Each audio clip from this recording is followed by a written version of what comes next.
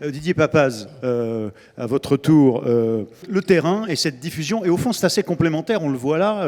Vous êtes tous allés essayer de pénétrer des univers où on est au contact direct de vos clients, bien sûr, mais des gens et de leurs attentes.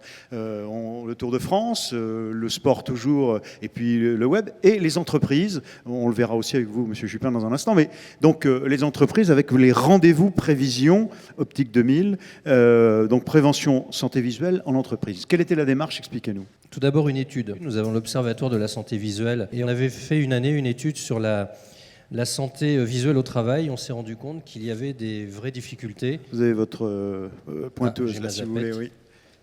Voilà, donc on s'est rendu compte qu'il y avait des vraies difficultés en entreprise et que les défauts visuels étaient souvent mal corrigés, qu'il y avait surtout de la souffrance au travail. Donc partant de ce constat, on s'est dit comment faire pour aborder les entreprises et pour en faire en sorte de mettre en place des rendez-vous de dépistage. Alors nous avons mis en place un programme, nous avons formé des personnes chez nous pour pouvoir le faire. Tout d'abord, on contacte l'entreprise et avec elle, on va réfléchir à ses besoins et les besoins des salariés en matière de santé visuelle et d'utilisation de leur vision. Donc ça peut être un transporteur, ça peut être une entreprise où il y a beaucoup de personnes qui travaillent devant des écrans. Et donc, en fonction de ces postes de travail, on va leur proposer la mise en place d'ateliers spécifiques, vraiment dédiés pour les problématiques de travail de leurs salariés. Oui, donc, c'est vraiment du sur-mesure. Donc, on réalise le diagnostic sur mesure. Ensuite, on arrive sur place et on passe une journée dans l'entreprise. Donc, c'est une journée complète avec un opticien. En général, on va solliciter l'opticien qui est le plus proche de l'entreprise, des collaborateurs du siège qui sont aussi parfaitement formés pour cette prise en charge. Et nous allons travailler autour donc de 3 points que vous voyez ici. Donc c'est tout d'abord, une fois qu'on a fait cette analyse, eh bien de pouvoir proposer des outils de sensibilisation. On parle beaucoup de pédagogie. En fait, le fond de tout ça, c'est comment faire passer des messages aux personnes qui travaillent dans les entreprises, pas forcément aux entreprises, mais aux personnes qui y travaillent. Donc il faut faire de la pédagogie, et pour faire de la pédagogie, eh bien, il faut apporter des outils sympas.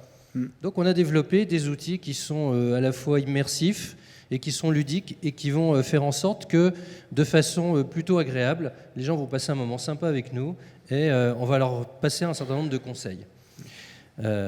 Les thèmes les plus souvent abordés, ce sont la vue des écrans. On a vu toute l'importance que ça peut prendre, bien évidemment. C'est aussi la fatigue visuelle et c'est bien la vue au volant, avec tous les impacts que ça peut avoir. Alors, on a 3 formes en fait de... Donc voilà comment ça se présente. Donc vous voyez, donc on vient avec, on installe vraiment un stand complet. Donc on va utiliser un espace assez important. Et donc, on a une forme d'espace d'exposition sur lequel on va pouvoir utiliser des casques à réalité virtuelle pour les plonger en fait dans des scénarios de travail. On a aussi l'organisation de conférences. On va organiser des conférences interactives, des ateliers interactifs pour qu'il puisse y avoir des questions-réponses. Et puis, bien sûr, les tests visuels. Ça débouche sur des décisions des individus, des gens, ils s'équipent. Ça débouche sur quoi, au fond? Une fois le diagnostic posé et les messages, 2 points essentiels, évidemment, qui ont eu lieu. D'abord, de la prévention. La prévention visuelle, ça va tourner autour de 2 facteurs. C'est la fatigue visuelle. Donc, comment je travaille au quotidien et qu'est-ce que je dois faire pour finalement mieux utiliser ma vision quand je travaille toute la journée sur écran. Il faut que je m'arrête toutes les 2 heures. Enfin, il y a un certain nombre de prescriptions à suivre. Comment est éclairé mon bureau. Enfin bon, tous ces éléments dont on a parlé tout à l'heure. Donc ça, on va leur indiquer à travers ces petits programmes. Et puis, on a aussi, il n'y a pas que ça, on a aussi un atelier sur... comment finalement être moins fatigué, comment avoir du confort visuel en faisant des exercices. Alors je ne parle pas de yoga des yeux, mais c'est un petit peu la même chose. Donc on va leur donner un certain nombre d'exercices qu'ils vont faire. Des jeux avec les yeux. Des jeux avec les yeux, et on va leur dire, ces exercices-là, on vous les apprend aujourd'hui, il faut les faire tous les jours.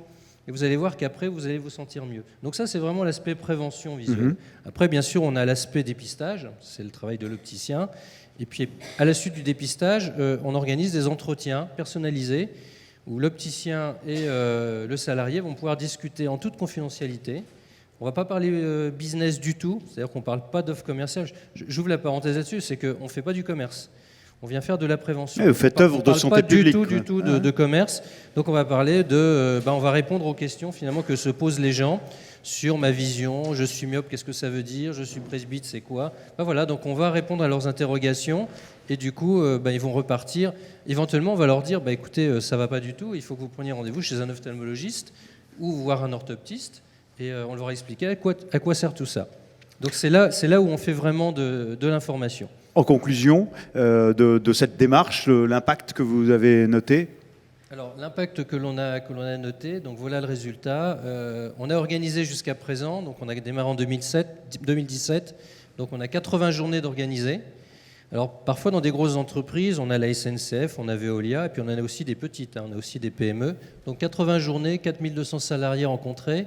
Et ce qui est vraiment important, c'est le chiffre qui suit. 34% des cas, on a détecté un défaut visuel non corrigé ou mal corrigé ou insuffisamment corrigé. On rejoint les chiffres de tout à l'heure. Voilà. On est dans le tiers de la population qui n'est pas du tout concernée opérationnellement, en tout cas. Voilà, tout à fait. Donc on voit que tout ça se recoupe parfaitement et c'est là où finalement on est extrêmement efficace.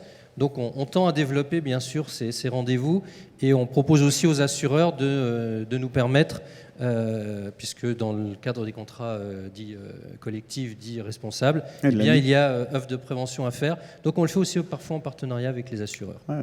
Très bien, merci.